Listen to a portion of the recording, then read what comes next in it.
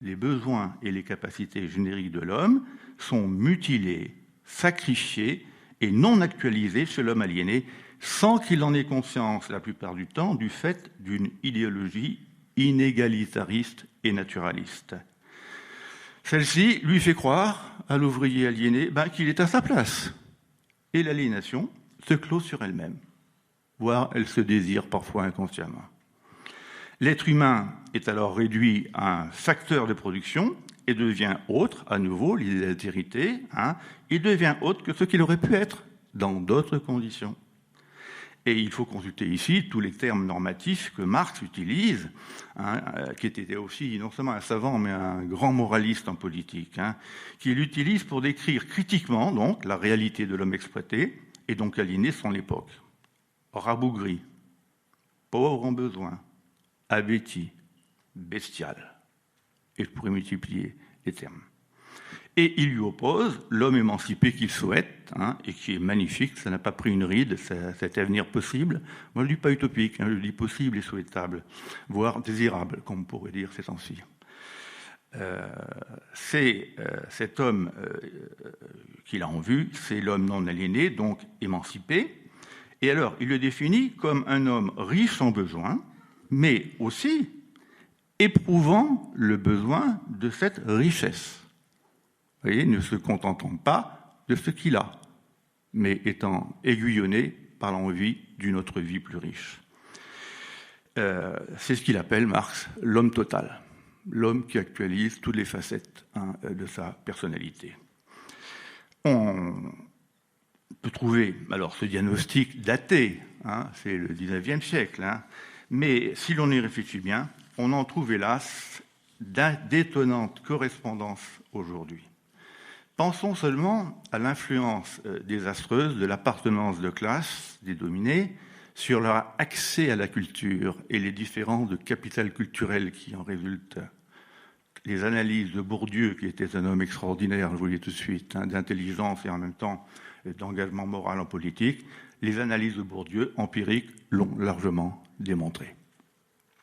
Alors, tous ces effets sont dus à quoi ? Ils sont dus au principe qui meut la production capitaliste modifiée, bien entendu.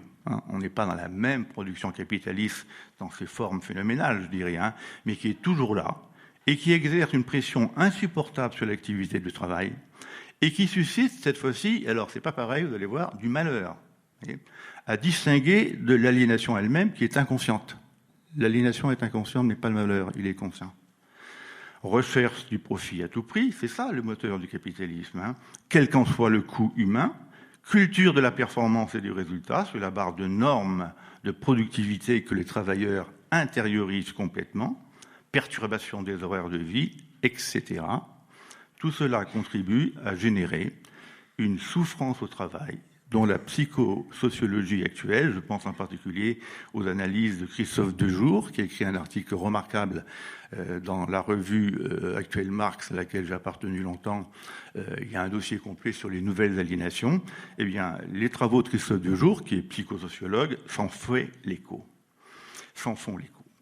Elle affecte désormais, c'est ça le paradoxe aussi, vous voyez, l'ensemble des catégories de travailleurs des entreprises capitalistes, non, mais soumises à la pression de la concurrence capitaliste, techniciens, ingénieurs, spécialistes de l'encadrement, employés des services publics en cours de privatisation, regardez ce qui se passe à la Poste.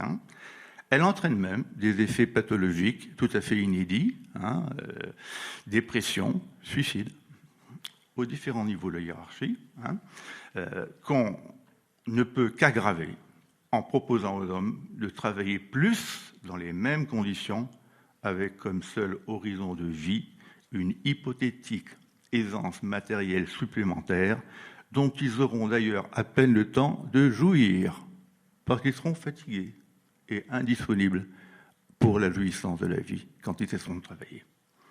On voit donc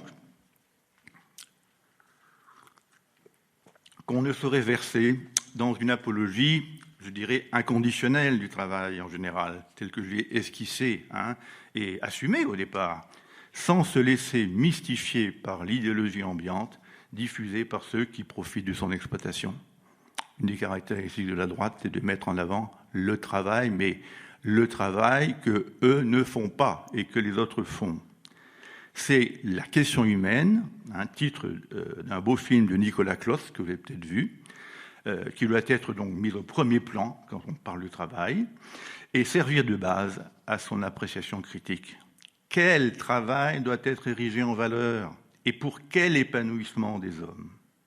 Or, à ce niveau, il convient de distinguer clairement deux choses. L'émancipation dans le travail et l'émancipation à l'égard du travail. C'est pas du tout pareil.